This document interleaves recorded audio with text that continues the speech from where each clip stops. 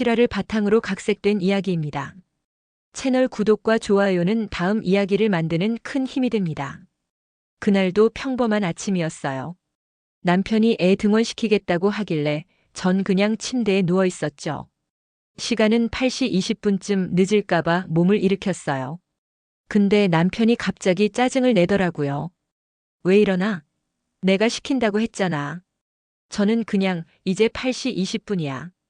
깨워야 될 시간이라서. 라고 했을 뿐인데요. 그 말 한마디가 불씨였어요. 남편은 퉁명스럽게 말했어요. 그럼 내가 뭘 한 거야?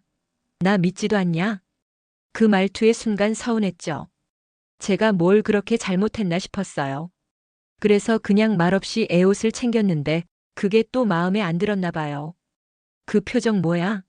라며 소리를 지르더군요. 제가 겨우 표정이 아니라 그냥 피곤해서 그래. 했어요. 근데 남편은 넌 맨날 변명만 해. 목소리가 점점 커졌고 애는 옆에서 조용히 저희를 보고 있었어요. 그 모습이 너무 미안했어요.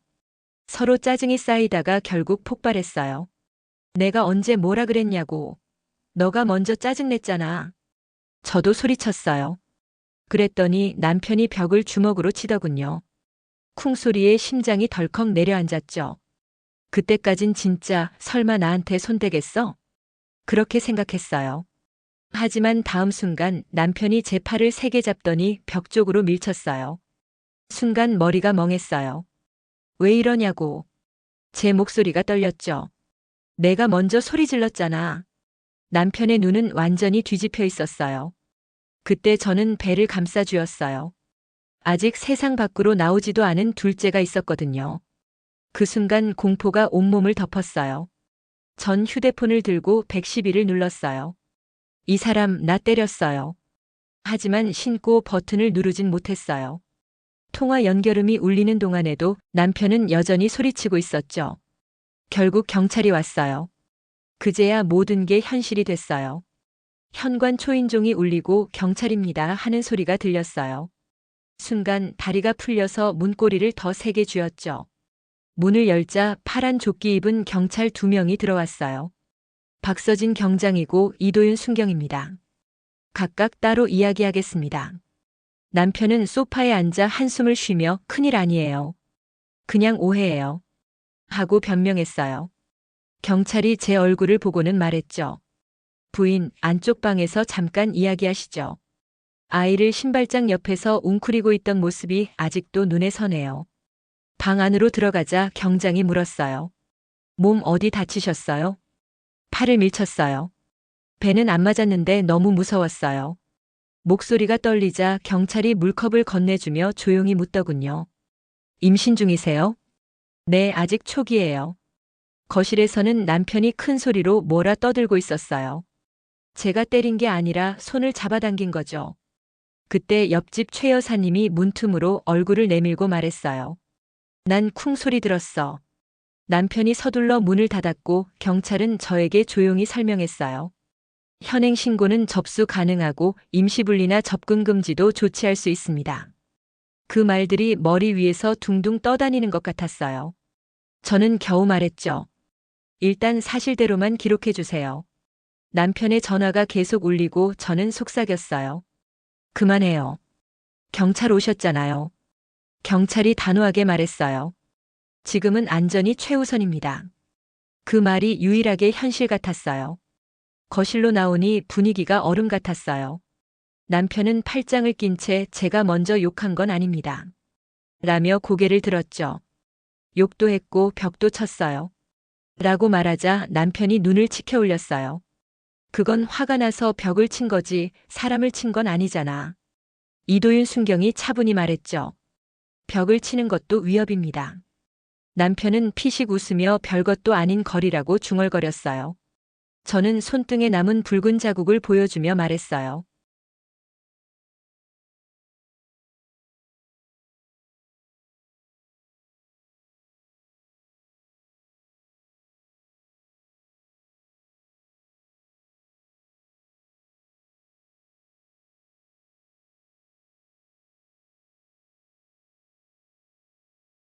가정폭력은 집안일이 아닙니다.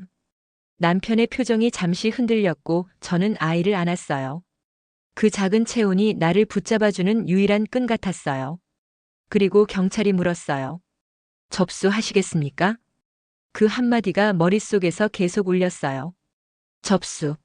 누르면 되돌릴 수 없을 것 같았어요. 접수 안 하셔도 나중에 다시 할 수 있습니다. 접수하면 교육 송치, 임시분리까지 진행됩니다.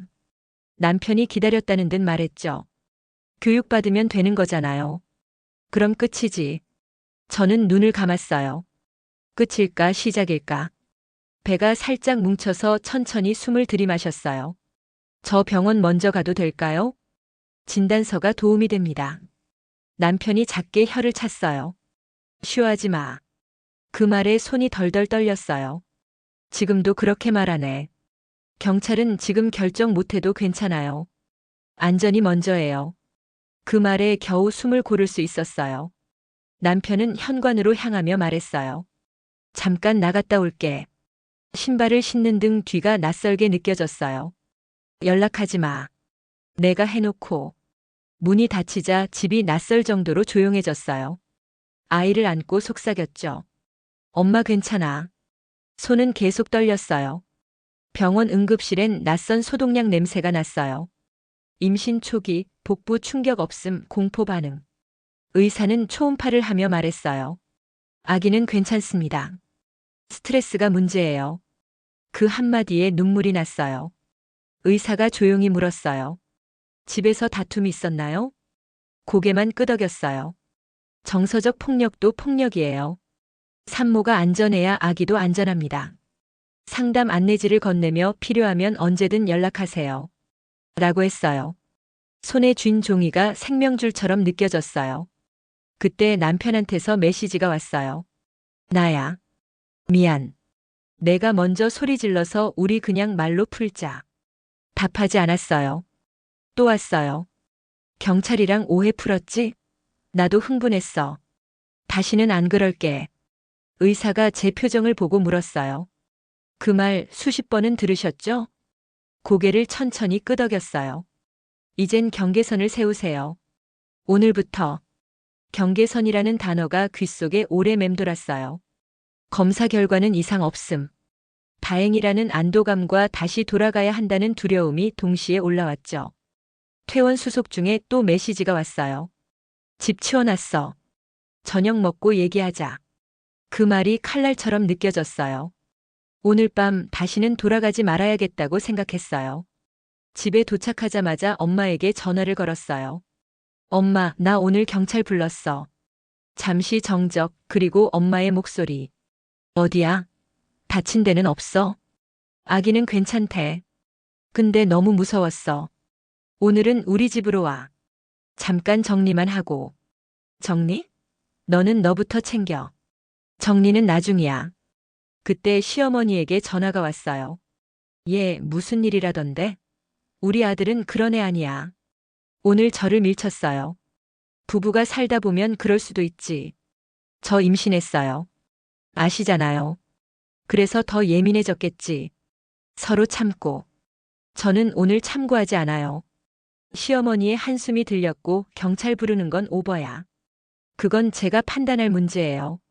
통화를 끊고 가방에 서류와 약을 챙겼어요. 아이가 좋아하는 장난감도 넣었어요. 거울 속 제 얼굴은 낯설고 금방이라도 울 것 같았죠. 그때 남편이 현관을 열고 들어왔어요. 엄마랑 통화했어. 오해 풀면 된대. 저는 말없이 가방을 메었어요. 어딜 가? 엄마 집. 가면 끝인 줄 알아? 끝낼지 살릴지 내가 정해. 현관문을 닫는 순간 모든 게 멈춘 것 같았어요. 엄마 집 거실은 따뜻했어요. 엄마는 말없이 나를 안아줬어요. 그 품에서야 떨림이 멈췄어요. 오늘 밤은 여기서 자. 내일은 변호사 상담부터 가자. 아직 이혼까지는. 상담은 준비야. 선택은 내 거고. 테이블 위엔 미역국이 놓여 있었어요. 눈물이 국에 떨어졌어요. 아이는 금세 잠들었고 엄마는 내 팔의 상처에 연고를 발라주었어요. 보이지 않는 데가 더 아파. 핸드폰을 꺼내 녹음 앱을 켰어요. 남편의 고함, 내 울음소리. 이제는 그게 증거가 됐죠. 남편에게서 메시지가 왔어요. 미안하다. 근데 너도 말 심했어. 애 생각하자. 집으로 와. 다음부터 조심할게. 답하지 않았어요. 새벽에 눈이 떠졌어요. 가로등 불빛이 벽에 흔들렸어요. 경계선이라는 말이 또 떠올랐어요. 그건 문이 아니라 마음 안쪽에 긋는 선 같았어요. 내가 나를 지키면 애도 지켜진다. 그렇게 중얼거렸어요. 오늘 밤만큼은 안전했어요. 아침이 밝자 남편에게서 긴 메시지가 왔어요. 어제는 미쳤었어. 내가 자극해서 그랬던 것도 있어. 엄마가 보고 싶대. 밥 먹으러 와. 나는 잠시 숨을 고르고 답했어요. 오늘은 변호사 상담 다녀올 거야. 메시지를 보내고 나니 손이 덜 떨렸어요. 잠시 후 전화가 울렸어요. 상담까지? 그 정도로 할 일이야? 내가 벽을 치고 나를 밀친 그 순간부터 그 정도가 됐어. 내가 잘못했지만 너도. 그 문장, 오늘은 듣지 않을래. 잠시 침묵이 흘렀어요. 그럼 오늘 저녁에만 얼굴 보자. 임시분리 원해. 우리 둘 다 진정될 때까지. 집은 내 거야. 가정은 둘의 거야. 그는 전화를 끊었고 나는 명함과 서류를 가방에 넣었어요. 상담, 병원, 1366. 세 단어를 메모장에 적었죠. 거울 속에 나는 어제보다 단단해 보였어요. 나를 지키는 첫날. 그렇게 말하고 문을 열었어요. 차가운 바람이 얼굴을 스쳤고 배 위에 손을 얹었어요. 우리 괜찮을 거야. 그렇게 또 하나의 문턱을 넘었어요. 아침 공기가 유난히 무겁게 느껴졌어요. 휴대폰 알람보다 먼저 울리는 메시지 알림. 남편이었어요. 미안하다. 어제는 감정이 앞섰다. 진짜 반성 중이야. 그 문장을 읽자마자 속이 답답해졌어요. 이 사람은 늘 그랬어요. 폭발하고 후회하고 미안하다고 말하고 그리고 다시 같은 일을 반복했죠. 그런데 이번엔 달랐어요. 내 안에 뭔가가 끊어졌다는 느낌이 있었어요. 엄마는 거실에서 전화를 하고 있었어요. 딸이 지금 쉬고 있어요. 병원도 다녀왔어요. 아마 친척 중 누군가에게 설명하고 있었겠죠. 엄마는 내 눈치를 살피며 조심스레 물었어요. 그 사람 연락 계속 오지? 응. 계속 문자 보내. 차단해. 그럼 더 찾아올 거야. 그래도 내 마음이 흔들리면 안 돼. 엄마의 말이 날카롭게 가슴을 찔렀어요. 맞는 말이었죠. 점심쯤 됐을 때 시어머니가 직접 왔어요. 현관문을 두드리며 소리쳤어요. 얘야, 잠깐만 나와봐. 엄마가 나서서 문을 막았어요. 무슨 일이세요? 애 키우는 집이 이런 식으로 시끄럽게 하면 어떡해요? 며느리 좀 불러주세요. 그 말투 여전했어요. 결국 거실로 나가서 마주 앉았죠. 예, 내가 감정적으로 대응한 건 이해해. 근데 남편이 반성한다잖아. 시어머니, 전 지금 임신 중이에요. 그날도 애 앞에서 밀쳤어요. 그래도 부부끼리 그런 일 한두 번은 있지 않니? 없어야 해요. 내가 그렇게 말하자 시어머니의 표정이 단단히 굳었어요. 너 요즘 TV 너무 봤다. 요새 여자들은 다 이혼부터 외친다. 그 말에 피가 거꾸로 솟았어요. 전 요즘 살아남는 걸 먼저 생각하고 있어요. 엄마가 조용히 내 옆에 앉았고 그제야 시어머니는 일어섰어요. 그래, 뭐 내가 그렇게 생각하면 어쩔 수 없지. 문이 닫히고 나서야 긴 숨이 터져 나왔어요. 저녁이 되자 남편에게서 전화가 왔어요. 엄마가 너무 화났어. 내가 그렇게까지 말할 줄은 몰랐대. 난 거짓말 안 했어. 너무 몰아붙였잖아. 내가 잘못했지만 넌 왜 나만 나쁘게 만들어? 그 말에 웃음이 나왔어요. 지금도 하지만 붙이는 거 봐. 우리의 생각 좀 해. 아빠 없는 집 만들고 싶어? 그 말 한마디가 마음을 흔들었어요. 하지만 동시에 더 분명해졌어요. 아빠 없는 집보다 무서운 집이 더 나빠. 남편은 한동안 말이 없었어요. 그리고 낮게 중얼거렸어요. 내가 그렇게까지 말할 줄은 몰랐네. 나도 내가 그렇게까지 할 줄은 몰랐어. 전화를 끊고 벽에 기대어 울었어요. 이번엔 슬퍼서가 아니라 마음이 아파서가 아니라 이제야 정말 끝났구나 하는 생각 때문이었어요. 다음 날 오전 여성 상담소를 찾았어요. 따뜻한 조명 아래에서 상담사가 조용히 물었어요. 폭력의 시작은 언제였나요? 정확히는 사소한 말다툼이었어요. 근데 그게 늘 커졌죠. 폭력은 형태가 다양해요. 언어, 통제, 위협, 물리적 행동까지. 그 말이 내 과거 장면 하나하나를 스쳤어요. 휴대폰 비밀번호를 알려달라던 그날, 친구 만나면 꼭 인증하라던 그 말, 내 일기를 읽고 이건 불만이다라던 그 표정. 다 폭력이었어요. 그제야 명확히 보였어요. 그동안 내가 얼마나 감정 조심이라는 이름으로 갇혀 살았는지. 상담사가 따뜻하게 말했어요. 이제라도 깨달으셨다면 그건 용기예요. 근데 왜 이렇게 죄책감이 들어요? 그건 학습된 반응이에요. 늘 내가 잘못한 것 같게 만드는 거. 그 말에 눈물이 쏟아졌어요. 이젠 조금 덜 미안해해도 돼요. 그 말이 나를 조금 구원해줬어요. 집으로 돌아오자 남편이 문 앞에 서 있었어요. 잠깐만 얘기하자. 지금은 아니야. 교육도 신청했고 진짜 달라질 거야. 그 말을 몇 번째 듣는지 알아? 이번엔 다르다고. 나도 상담받을게. 잠시 침묵. 그가 울먹이며 말했어요.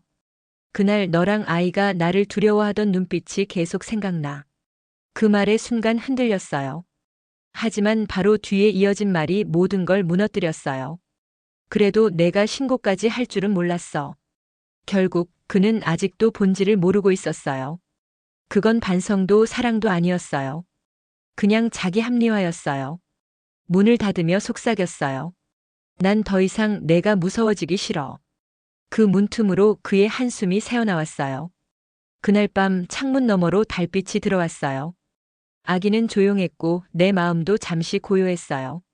며칠 동안 남편은 연락이 없었어요. 그게 오히려 더 불안했죠. 그 사람은 늘 그렇게 했어요. 화를 낸 뒤엔 꼭 조용히 사라졌어요.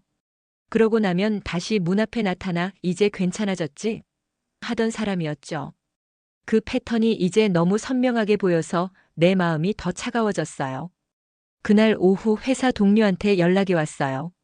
내 남편 회사 안 나온 지 사흘 됐대. 심장이 덜컥 내려앉았어요. 왜? 경찰 왔다 갔대. 가정폭력 조사 때문에.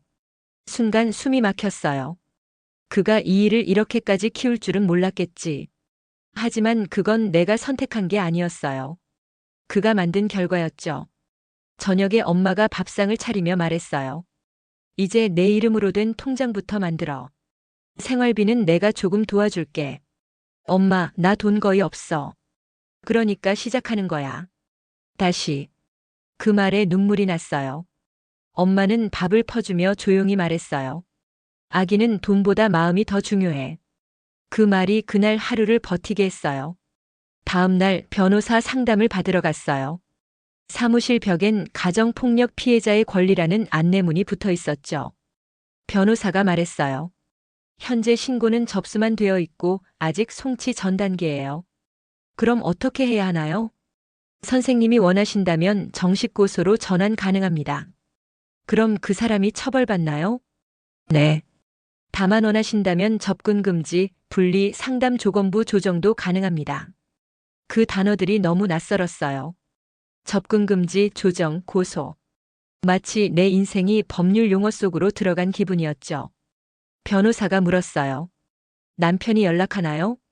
네. 미안하다고 교육받겠다고 해요. 그건 전형적인 회유예요. 죄책감을 유발하고 상황을 축소하려는 시도죠. 그 말에 심장이 철렁했어요. 정확히 그랬거든요. 그는 늘 그랬어요. 그날은 내가 날 자극했잖아. 내가 그럴 놈이냐? 그 문장들이 아직 귓가에 맴돌고 있었어요. 변호사는 서류를 넘기며 조용히 말했어요. 이혼을 결정하지 않아도 돼요. 하지만 폭력에서 벗어나는 건 선택이 아니라 권리입니다.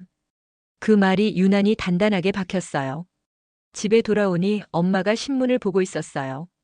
오늘 법원에서 가정폭력 가해자 교육 프로그램 기사 떴다. 응, 변호사도 말했어.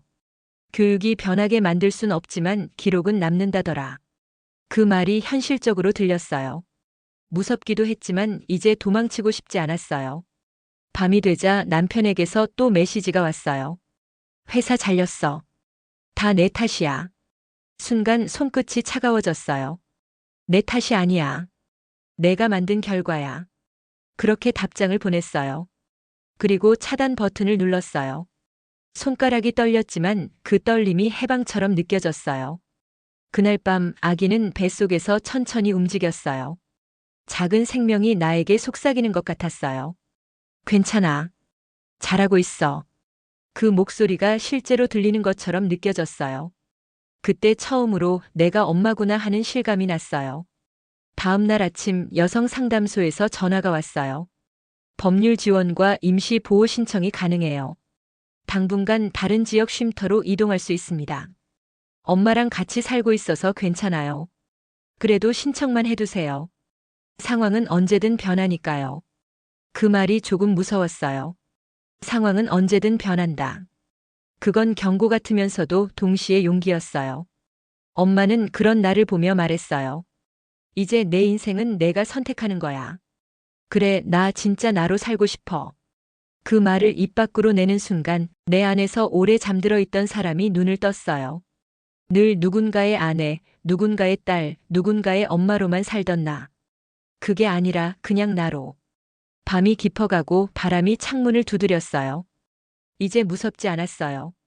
그 소리는 새로운 시작의 신호 같았어요. 내가 나를 믿기 시작한 첫날이었어요.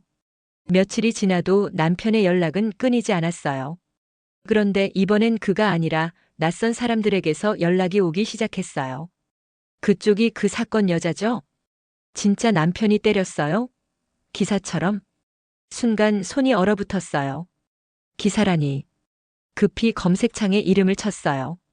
신모 씨 가정불화로 경찰 신고 사실 묵은 주장.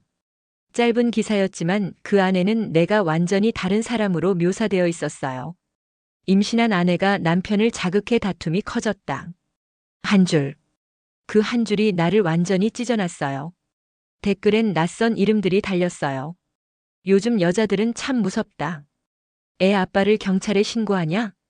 돈 노린 거 아냐? 손가락 하나 움직일 힘이 없었어요. 이건 단순한 싸움이 아니었어요. 이건 세상과의 싸움이었어요. 그날 저녁 친구 하나가 전화를 했어요. 야, 나도 기사 봤어. 근데 그거 다 사실 아니지? 응. 아니야. 근데 사람들은 믿지 않겠지. 그래도 너 말은 해야 돼. 침묵하면 내가 진짜 나쁜 사람 돼. 그 말이 머릿속을 맴돌았어요. 말해야 한다. 그동안 난 너무 오랫동안 참고 침묵하고 견뎠어요. 하지만 이제는 달라야 했어요. 그날 밤 나는 SNS에 글을 올렸어요. 사진 한 장도 없이 단 한 문장으로 시작했어요. 그날 나는 임신 중이었고 그는 내 팔을 잡아 벽으로 밀쳤습니다. 손이 떨렸지만 계속 썼어요. 그는 미안하다고 했고 사람들은 오해라 했어요. 하지만 내 몸과 마음은 여전히 그날에 멈춰 있습니다. 마지막 문장은 오래 고민하다가 썼어요. 그날의 진실은 나만 기억하고 있지 않아요. 우리 아기 심장도 함께 기억하고 있습니다.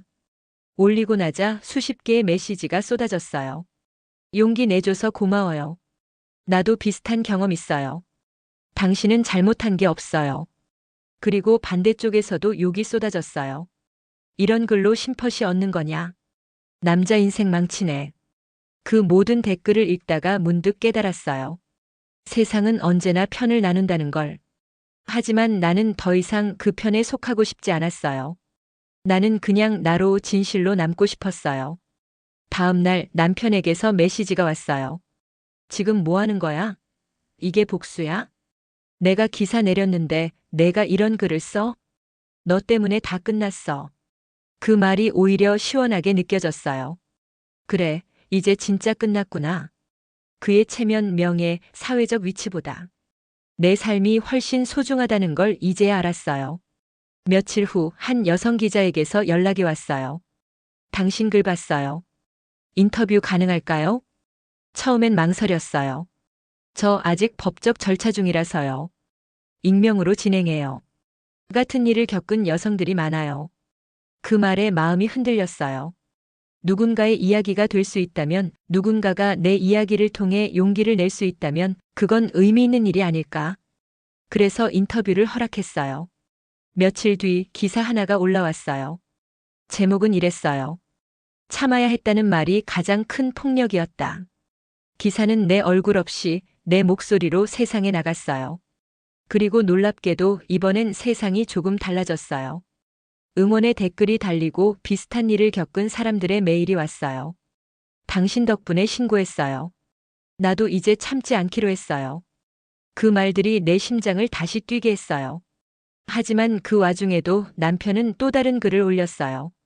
진실은 하나가 아니다. 가정의 일을 세상에 퍼뜨리는 건 배신이다. 그 글을 보고도 더 이상 화가 나지 않았어요. 그는 여전히 세상이 자기 편이라 믿고 있었거든요. 이제는 그 믿음에서 벗어난 내가 훨씬 자유로웠어요. 엄마가 뉴스 화면을 보며 말했어요. 이제 내가 세상을 바꾸고 있네. 나는 고개를 저었어요. 세상까진 모르겠어. 그냥 나부터 바꾼 거야. 창밖에는 봄비가 내리고 있었어요. 유리창을 타고 흐르는 물방울이 내 눈물 같았어요. 하지만 이번엔 슬퍼서가 아니라 마침내 끝을 끝낼 수 있어서 흘리는 눈물이었어요. 그날 밤 아기 초음파 사진을 꺼냈어요. 작은 생명이 여전히 내 안에 있음을 느꼈어요. 엄마 잘했지? 나지막이 속삭이자 뱃속에서 작게 움직임이 느껴졌어요. 세상 모두가 등을 돌려도 이 아이만은 나를 믿어주는 것 같았어요. 그걸로 충분했어요. 법원 앞 계단을 오르는 내 발소리가 이상하게 크게 울렸어요. 마치 세상이 나를 주시하는 것 같았어요. 손에는 서류 봉투 하나, 안에는 사진과 녹음 파일, 그리고 병원 진단서가 있었어요. 이 작은 종이들이 나의 진실을 대신해 줄 수 있을까? 그 생각에 가슴이 조여왔어요. 복도에서 남편을 마주쳤어요.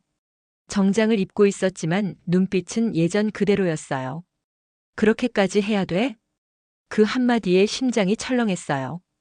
여전히 그는 자신이 피해자라고 믿고 있었어요. 나는 고개를 들었어요. 해야 돼.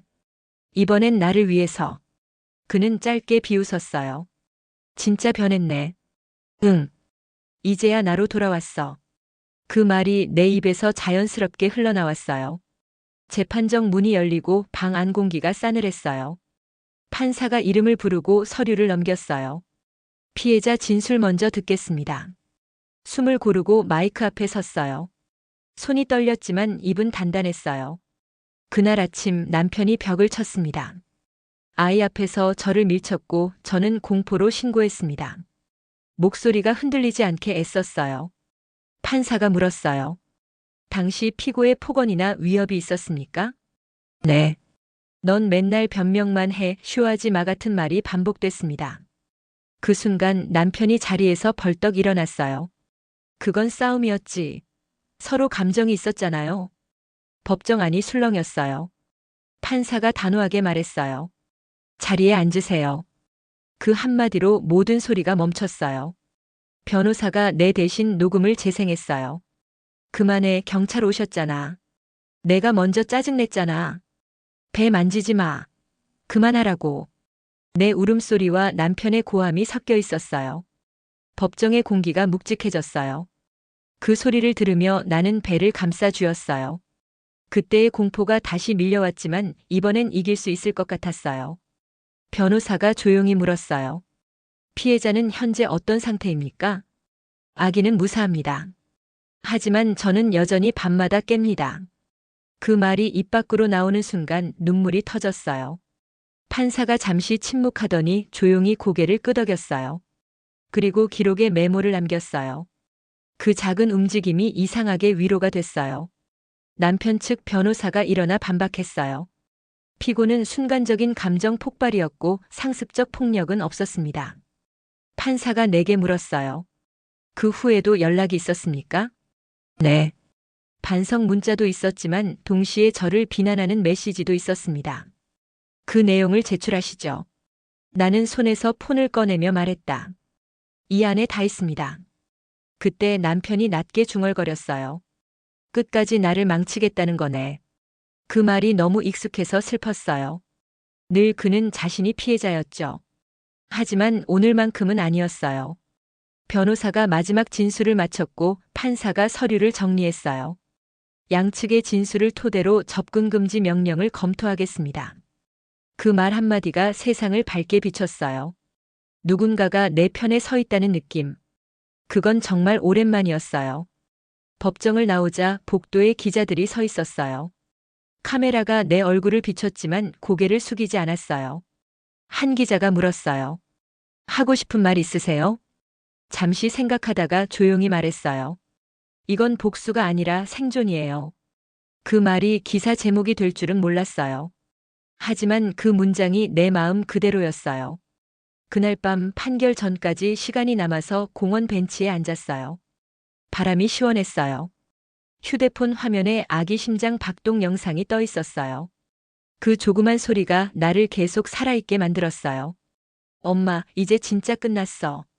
그 말이 입에서 새어나오자 마음이 가벼워졌어요. 끝이 아니라 시작 같았어요. 이제 나는 누군가의 피해자가 아니라 내 이야기를 스스로 써내려가는 사람으로 다시 태어났어요. 판결날 아침 법원 앞에 서 있는데 하늘이 유난히 맑았어요. 바람이 불었고 나무잎이 흔들릴 때마다 가슴 깊은 곳에서 무언가가 덜컥 내려앉았어요. 이제 정말 끝이구나. 그 한마디가 입안에서 맴돌았어요. 판사는 단호한 목소리로 말했어요. 피고에게는 접근 금지 1년, 분노 조절 및 가정폭력 재발 방지 교육 80시간을 명령한다. 그 말을 듣는 순간 눈물이 나왔어요. 이겼다는 기쁨보다 이제야 믿어줬다는 안도감이 더 컸어요. 그동안 얼마나 많은 사람들이 나를 의심했는지 몰라요. 부부 싸움이겠지. 애 생각 좀 해. 그 말들이 나를 갉아먹었어요. 하지만 오늘 누군가는 내 말을 믿어줬어요. 그게 전부였어요. 법정을 나서며 남편과 마지막으로 마주쳤어요. 그는 아무 말도 하지 않았어요. 그저 나를 스쳐 지나갔어요. 그의 눈 속엔 후회도 분노도 아무 감정도 남아있지 않았어요. 이제 그는 나와 아무 상관없는 사람이었어요. 며칠 후 나는 병원에 있었어요. 진통이 시작됐고 의사가 소리쳤어요. 조금만 더 힘주세요. 아기 머리 보여요. 나는 이를 악물고 울부짖었어요. 그 순간 세상이 멈춘 것 같았어요. 그리고 아기의 울음소리가 들렸어요. 작고 떨리는 울음, 그 소리 하나가 내 모든 상처를 씻어줬어요. 눈물이 쏟아졌어요. 안녕 아가. 엄마야.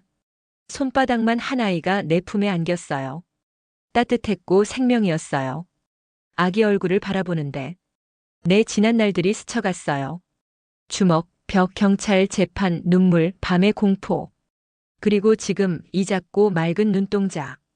이 아이는 아무것도 모른 채 나를 보며 미소를 지었어요. 괜찮아, 이제 엄마가 지켜줄게. 그 말이 나도 모르게 나왔어요. 아기가 내 손가락을 꼭 잡았어요. 그 손의 힘이 세상 그 어떤 약속보다 단단했어요. 출산 후 며칠 동안은 많이 울었어요. 밤마다 아기 울음과 내 숨소리가 겹쳤어요. 하지만 신기하게도 그 울음은 더 이상 아프지 않았어요. 살아있다는 증거였으니까요. 하루하루가 무겁지만 또 견딜만 했어요. 그리고 어느새 나도 웃고 있더라고요. 한 달쯤 지나서 나는 다시 글을 썼어요. 이제 나를 피해자가 아닌 생존자라고 부르고 싶어요. 그 글엔 화려한 말도 슬픈 감정도 없었어요. 그냥 사실만 담았어요. 나는 살아남았다. 그리고 다시 시작한다. 사람들은 또 댓글을 달았어요. 용기 있는 엄마네요. 당신의 글이 누군가의 길잡이가 될 거예요. 그 댓글을 읽는데 눈물이 고였어요. 이번엔 외로워서가 아니라 고마워서였어요. 아기를 안고 병원 근처 카페에 갔어요. 햇살이 창가를 비추고 커튼이 바람에 흔들렸어요. 그 따뜻한 오후 속에서 문득 웃음이 났어요. 이게 평범한 행복이구나. 그냥 커피 향이 좋고 아이가 옆에서 잠들어 있고 내 마음이 조용한 그 순간이 그 어떤 것보다 값졌어요. 엄마가 전화했어요. 요즘 표정이 달라졌더라. 응, 나 이제 괜찮아. 그래, 내가 제일 잘했어. 그 말이 전화를 끊은 뒤에도 오래 귓가에 남았어요. 밤이 되고 아이가 내 품에서 잠이 들었어요. 창문 너머 달빛이 방 안으로 들어왔어요. 나는 천천히 아기 머리를 쓰다듬으며 속삭였어요. 이제 엄마는 무섭지 않아. 우린 다시 시작할 거야. 누구의 그림자에도 가리지 않고 우리만의 길을 걸을 거야. 달빛이 부드럽게 우리를 감쌌어요. 그때 깨달았어요. 끝이란 진짜 끝이 아니라 새로운 시작의 다른 이름이라는 걸. 채널 구독과 좋아요는 다음 이야기를 만드는 큰 힘이 됩니다.